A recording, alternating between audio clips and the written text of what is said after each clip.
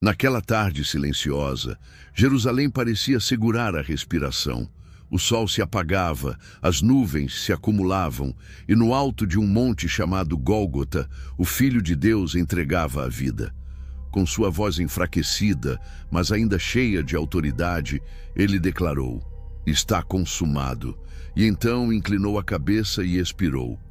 Um terremoto sacudiu a terra, e o véu do templo se rasgou de alto a baixo. Era o sinal de que algo grandioso havia acontecido.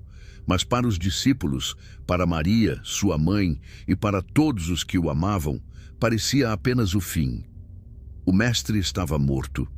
O corpo, envolto em panos, repousava em um túmulo emprestado. Do lado de fora, uma pedra pesada fechava a entrada e os guardas romanos vigiavam. 3 dias de silêncio, 3 dias de espera. 3 dias em que a esperança parecia soterrada junto com o corpo do Senhor. Mas será que realmente foi silêncio? Será que nada acontecia enquanto o mundo visível permanecia imóvel? As Escrituras e a tradição da igreja dizem que não. Naqueles 3 dias, enquanto os homens choravam e o céu parecia calado, Jesus descia às profundezas do Sheol, conhecido em grego como Hades. Ali, onde os mortos aguardavam, ele entrou não como um derrotado, mas como um rei vitorioso.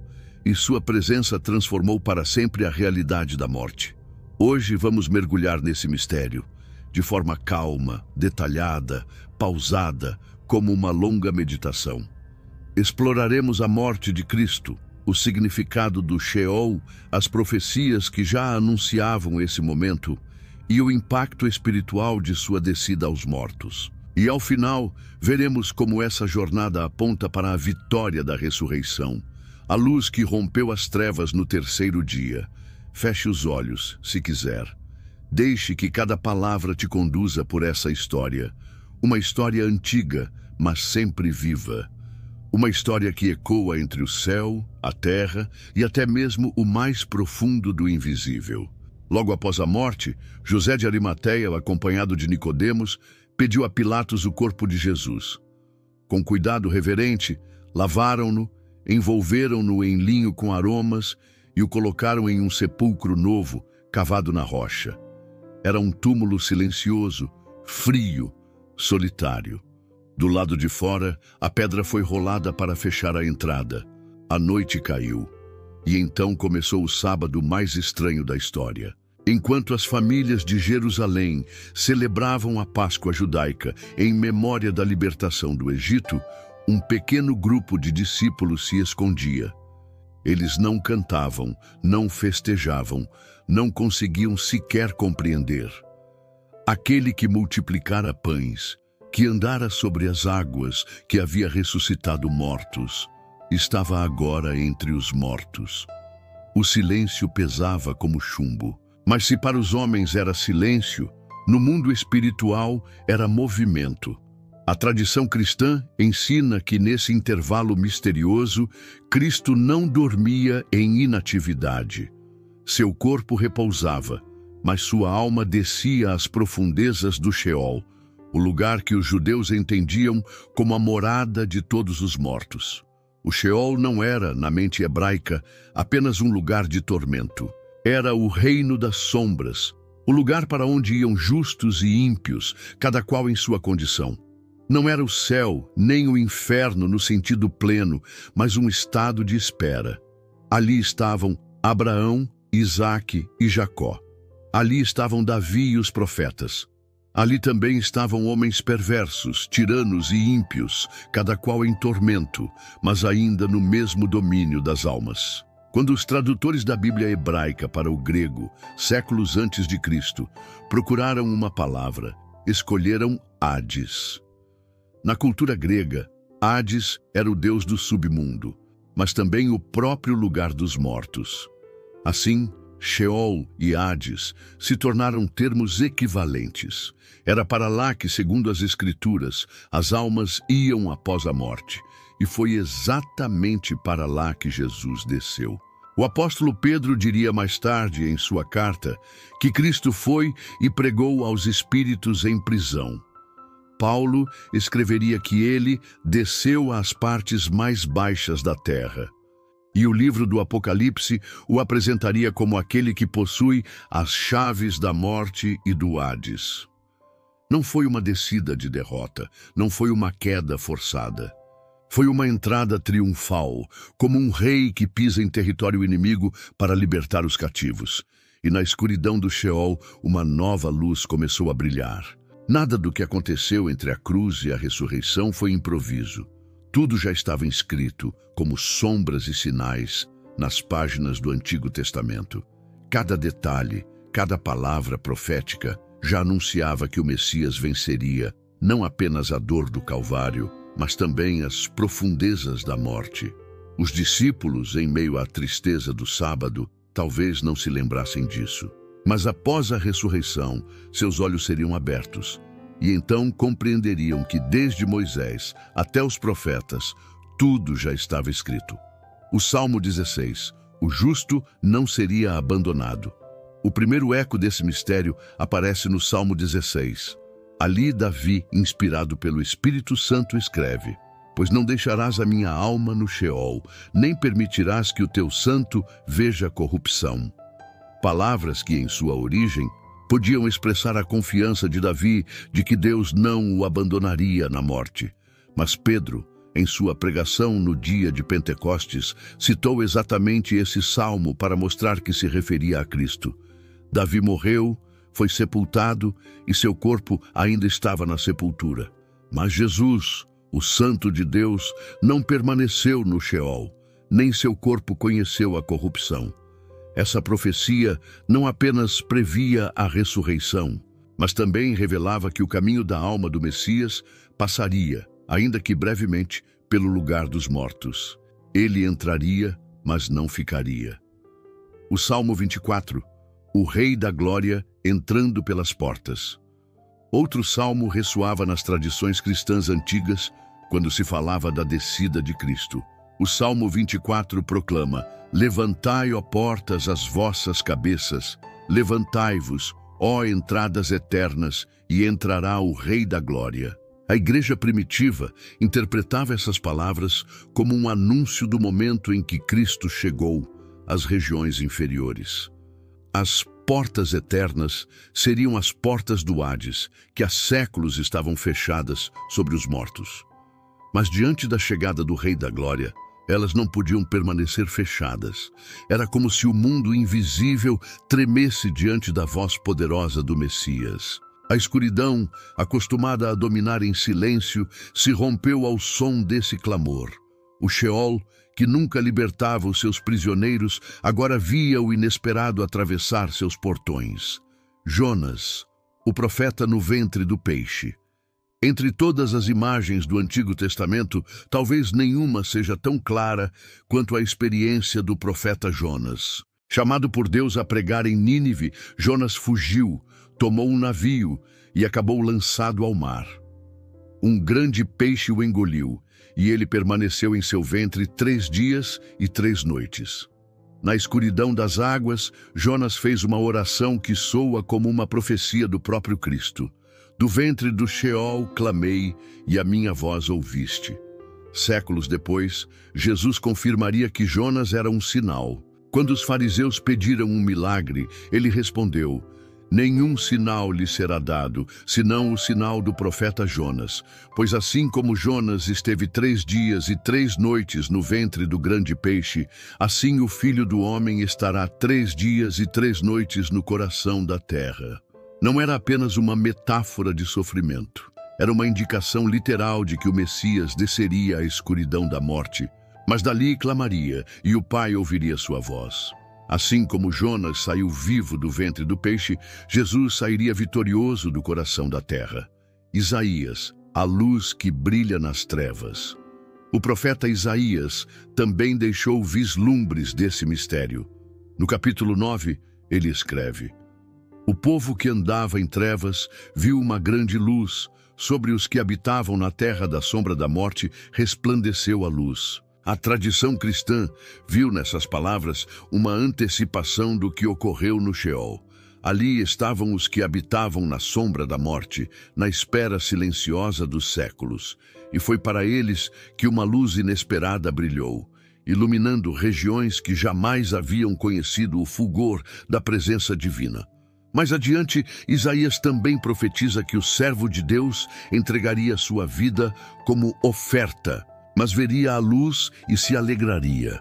Ele não ficaria para sempre entre os mortos, mas passaria por eles como um guerreiro que atravessa o território inimigo para libertar os cativos. Ezequiel, ossos secos que voltam à vida. A visão de Ezequiel 37 também se conecta a esse mistério. O profeta vê um vale cheio de ossos secos, restos de uma multidão morta. E a voz de Deus pergunta: Filho do homem, poderão viver estes ossos? À medida que o Espírito sopra, os ossos se revestem de carne, se levantam e tornam-se um exército numeroso. A Igreja interpretou essa visão como uma profecia da vitória de Cristo sobre a morte. Ao descer ao Sheol, ele não foi apenas espectador. Sua presença foi sopro de vida, convocação para que aqueles que jaziam na esperança se levantassem. O fio invisível. Assim, de Davi a Isaías, de Jonas a Ezequiel, um fio invisível atravessava as Escrituras. Um fio que apontava para o momento em que o Filho de Deus pisaria onde nenhum justo jamais ousou entrar por vontade própria, nas entranhas da morte, nas portas do Sheol. E o faria não para ser mais um prisioneiro, mas para ser o libertador. O sábado começava na terra. Os discípulos escondidos viviam o luto.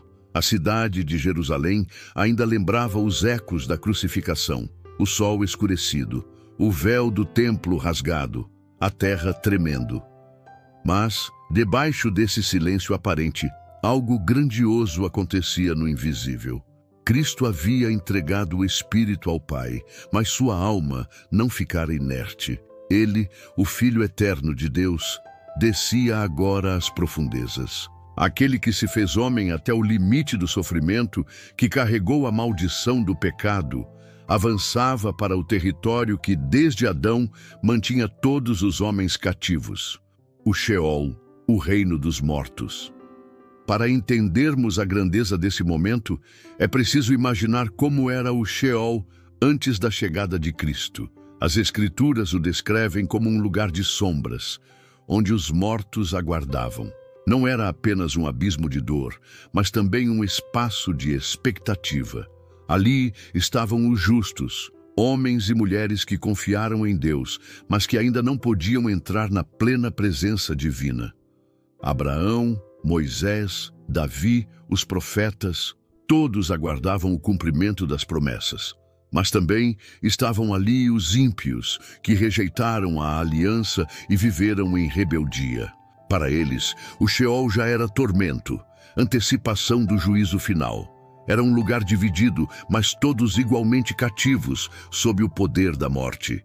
E desde a queda de Adão, a morte jamais havia soltado alguém por conta própria. Até que algo inédito aconteceu. As portas eternas tremeram. Os portões do Hades, acostumados a receber apenas os frágeis filhos dos homens, agora viam chegar o próprio Filho de Deus.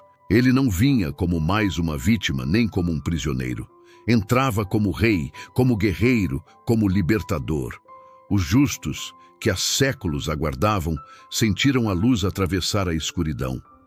Onde reinava silêncio, ecoou uma voz que jamais havia sido ouvida ali.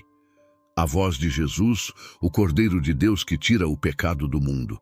Os patriarcas e profetas puderam reconhecer o que esperavam.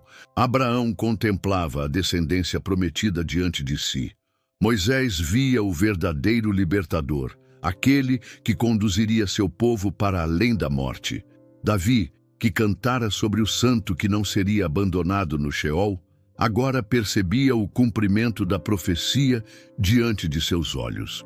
O Sheol, acostumado apenas às sombras, agora recebia a luz. Mas se para os justos, a presença de Cristo era júbilo, para os inimigos de Deus, era terror. Os principados e potestades, que haviam imaginado triunfar quando o viram morrer na cruz, perceberam tarde demais que estavam derrotados. A cruz, que parecia fraqueza, fora a arma da vitória. O sangue derramado não significava derrota, mas redenção. E no Sheol, Jesus proclamava sua vitória diante das próprias forças que o haviam afrontado. O inferno tremeu diante do rei. E então aconteceu o que os séculos aguardavam. Cristo, o libertador, estendeu sua mão aos que haviam esperado. A tradição cristã descreve esse momento como se ele tomasse Adão e Eva pelas mãos e com eles todos os justos. A humanidade, que havia caído na morte por causa do primeiro Adão, agora era resgatada pelo segundo Adão. O Sheol, que sempre engolia e nunca devolvia, foi obrigado a abrir suas entranhas. Os cativos foram libertos e conduzidos à presença de Deus. Aquilo que por séculos foi prisão, agora se tornava cenário de triunfo. Enquanto isso, na terra, o silêncio do sábado continuava. Os discípulos choravam, as mulheres preparavam perfumes para o corpo do Mestre, e os sacerdotes respiravam aliviados, pensando que haviam silenciado o profeta incômodo. Mas o verdadeiro silêncio do sábado não era desespero, era mistério. Por trás do aparente repouso, a maior obra da redenção estava acontecendo. Cristo descansava no túmulo, mas sua vitória se manifestava no invisível. Ele invadia a morte para destruí-la, pisava no Sheol para esvaziá-lo, mergulhava na escuridão para que a luz brilhasse de uma vez por todas. Por isso, quando João no Apocalipse vê o Cristo glorificado, ele declara: Eu sou o primeiro e o último, aquele que vive. Estive morto, mas eis que estou vivo pelos séculos dos séculos, e tenho as chaves da morte e do inferno. Essas palavras só fazem sentido à luz desse sábado. Naquele dia, no coração da terra, Cristo tomou para si aquilo que jamais pertencera a homem algum: as chaves da morte e do Hades. Ele não apenas visitou o lugar dos mortos, mas conquistou autoridade sobre ele. A partir de então, a morte deixou de ser senhora absoluta da humanidade. Cristo agora tem as chaves. Ele abre, ele fecha, ele governa. Quando pensamos nesse mistério, percebemos que a vitória de Cristo não foi apenas sobre a dor física da cruz, mas sobre o destino eterno da humanidade. Ele desceu até onde nós jamais poderíamos chegar. Entrou na prisão inevitável para todos os homens. E ali, dentro da própria morte, ele venceu. Assim, o Sábado Santo não é apenas silêncio. É vitória invisível, esperança que nasce no coração da escuridão. O que aconteceu naquele sábado não foi apenas um detalhe escondido da história. Foi um divisor de águas. A descida de Cristo ao reino dos mortos não foi simbólica, não foi apenas uma metáfora de sofrimento. Foi real, foi concreta, foi cósmica. E se ele não tivesse descido, nós ainda estaríamos presos. Mas porque ele desceu, nós podemos subir. Quando olhamos para o Sheol antes de Cristo, vemos um destino inevitável para todos os homens. O justo e o injusto terminavam no mesmo lugar. O que diferenciava era apenas a esperança. Os justos aguardavam a promessa, mas ainda não tinham acesso ao trono de Deus. E é impressionante perceber que até mesmo Davi, que tanto experimentou a presença do Senhor em vida, não podia ver a glória plena após a morte. Até que o Filho de Deus atravessasse essa fronteira, nenhum homem podia. É por isso que o apóstolo Paulo, ao escrever sobre a ressurreição, diz: Onde está, ó morte, a tua vitória? Onde está, ó morte, o teu aguilhão? A morte perdeu o que tinha de mais terrível, a certeza de ser o último capítulo da história humana. Agora, em Cristo, a morte se tornou apenas uma passagem. Não é mais prisão, é porta. Não é mais condenação, é caminho para a vida eterna. E há algo ainda mais profundo nisso. Cristo não venceu a morte apenas para si mesmo. Ele não ressuscitou apenas para provar que era filho de Deus. Ele desceu para libertar os cativos, para abrir as portas da eternidade para todo aquele que crê. Quando estendeu a mão a Adão, estendeu também a nós. Quando abriu as portas do Sheol, abriu também o futuro de cada ser humano que o recebe como Senhor. Isso muda completamente a maneira como encaramos a vida e a morte. Se Cristo tem as chaves, não há poder que possa nos aprisionar para sempre. Se ele entrou no abismo e voltou vitorioso, não existe escuridão tão profunda da qual ele não possa nos resgatar. Não há queda tão baixa, não há pecado tão pesado, não há prisão tão forte que o poder do ressuscitado não possa quebrar. Ele provou que pode nos alcançar em qualquer lugar.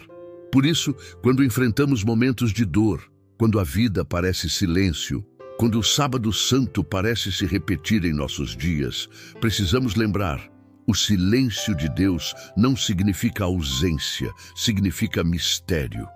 Assim como naquele sábado, quando ninguém via nada, ele estava operando a maior vitória da história.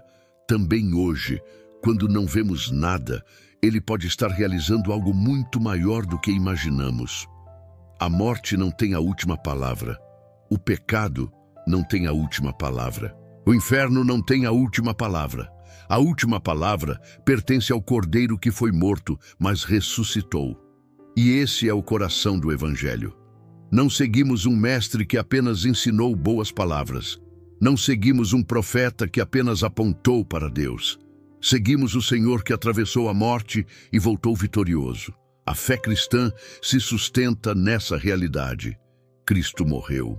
Cristo desceu ao Sheol. Cristo ressuscitou. E Cristo vive para sempre. E quando confessamos essa fé, não apenas reconhecemos um fato histórico, nós nos unimos a Ele. Participamos de sua vitória. Recebemos em nossa história pessoal o poder de sua ressurreição. Assim, mesmo quando enfrentamos perdas, mesmo quando passamos pelo vale da sombra da morte, temos a certeza de que não caminhamos sozinhos. Aquele que venceu caminha conosco, e aquele que desceu ao mais profundo também nos levará ao mais alto. Por isso, celebrar o Sábado Santo é muito mais do que lembrar um dia de silêncio. É lembrar que, enquanto parecia não haver nada acontecendo, Deus estava transformando tudo. É confiar que mesmo quando não entendemos, Ele continua sendo Senhor sobre a vida, sobre a morte e sobre a eternidade. E essa é a esperança que carregamos. Se com Ele morremos, com Ele também viveremos. Se com Ele descemos ao silêncio, com Ele também ressuscitaremos para a vida que não tem fim. O silêncio do sábado não foi o fim. Foi apenas o prelúdio de um cântico eterno. Quando Cristo desceu às profundezas, não foi como prisioneiro derrotado, mas como rei que invade o território inimigo para libertar os cativos. E quando voltou carregando em suas mãos as chaves da vida e da morte. Imagine por um instante a cena invisível daquele momento. As trevas, que pareciam triunfar, foram rasgadas por uma luz que nunca tinham visto. Os portões de bronze se abriram, as correntes se despedaçaram e as vozes dos justos ecoaram em cântico. Adão, Eva, Abraão, Moisés, Davi, os profetas, todos contemplaram o Cordeiro que tira o pecado do mundo. E aquilo que séculos de espera não puderam resolver, foi resolvido em um instante pela presença do Filho de Deus. Mas o sábado ainda guardava um segredo. Pois enquanto o corpo de Cristo repousava no sepulcro, a vida já estava germinando. A pedra ainda estava no lugar, os guardas ainda vigiavam, os discípulos ainda choravam, mas no invisível a vitória já estava decretada. A morte já havia perdido seu domínio, o inferno já havia sido saqueado, o silêncio já estava prestes a ser rompido pelo som da ressurreição. E então, ao raiar do terceiro dia, o impossível aconteceu. O corpo morto levantou-se em glória. O coração que havia parado voltou a pulsar. Os olhos que se fecharam na cruz se abriram para nunca mais se fechar. Cristo ressuscitou. E com ele, a esperança de toda a humanidade se levantou também. Aquele que desceu ao mais profundo, agora se ergueu ao mais alto. Aquele que foi contado entre os mortos, agora reina entre os vivos. Aquele que foi humilhado e rejeitado, agora é exaltado e adorado pelos anjos. E a promessa é clara: porque ele vive, nós também viveremos. Isso muda tudo. A vida não é mais uma corrida em direção ao nada, mas uma caminhada em direção à eternidade. A morte não é mais um inimigo invencível, mas um adversário já derrotado. O medo não precisa mais nos paralisar, porque aquele que caminha ao nosso lado é o Senhor da vida. E quando o nosso próprio sábado chegar, quando o silêncio da morte nos envolver por um instante, podemos ter a certeza de que não será o fim. Assim como Cristo nos alcançou no mais profundo, Ele nos levantará no último dia. E aquilo que começou no Jardim do Éden e foi restaurado no Jardim da Ressurreição, será consumado no Jardim Eterno da Nova Jerusalém. Então, quando ouvirmos falar do Sábado Santo, não pensemos apenas em silêncio e escuridão. Lembremos que foi o dia em que Cristo desceu às profundezas para que nós pudéssemos subir às alturas. Foi o dia em que o inferno estremeceu, a morte se curvou e a eternidade se abriu. E até hoje, essa vitória ecoa. Ecoa em cada lágrima enxugada, em cada coração transformado, em cada vida resgatada. Ecoa quando cantamos, quando oramos, quando esperamos a vinda do Rei. Ecoa até que chegue o grande dia em que a voz daquele que venceu chamará novamente os mortos para a vida. E então não haverá mais silêncio, não haverá mais escuridão, não haverá mais separação. Só haverá luz, vida e comunhão eterna com o Senhor.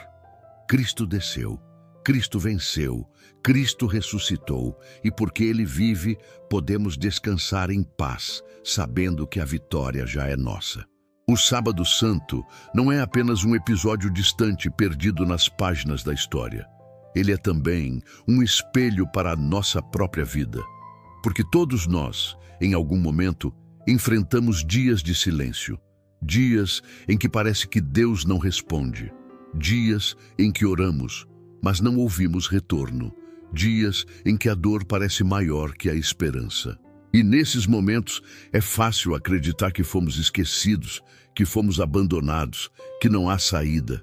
Mas quando lembramos daquele sábado, descobrimos que até o silêncio de Deus tem propósito. Pois Cristo também experimentou o silêncio. Seus amigos haviam fugido. Seu corpo repousava na frieza de um túmulo. Os céus estavam calados. E, no entanto, ele não estava derrotado. Enquanto todos pensavam que nada estava acontecendo, a maior obra da história estava em movimento. No invisível, o Senhor estava vencendo batalhas que os olhos humanos jamais poderiam ver. Assim também é conosco. Quando não vemos, Ele trabalha. Quando não sentimos, Ele está presente.